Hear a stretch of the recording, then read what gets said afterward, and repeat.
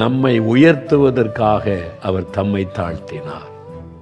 நம்மை உயர்த்துவதற்கு, நம்முடைய வாழ்க்கையை உயர்த்துவதற்கு அவர் தன்னை தாழ்த்தினார். பிரியமானவர்களே, உங்க வாழ்க்கையில தாழ்ந்து போயிட்டீங்களா? இது மாதிரி நான் ஒரு தாழ்ந்த குடும்பங்க, தரித்திரங்க, கஷ்டங்க, அது மாதிரி ஒரு நிலைமையில நீங்க இருக்கிறீங்களா?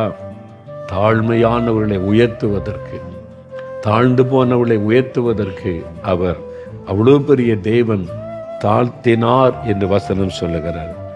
உங்க வாழ்க்கையில நீங்க இருக்கிற சூழ்நிலையில, உங்க பிசினஸ்ல உங்களை உயர்த்துவதற்கு, இப்ப இருக்கிறதை விட இன்னும் ஆண்டவர் உங்களை உயர்த்த விரும்புகிறார். ஆண்டவர் மேலும் மேலும் உங்களை உயர்த்துவதற்கு தான் அவர் இந்த உலகத்தில் தன்னை தாழ்த்தி வந்தார்.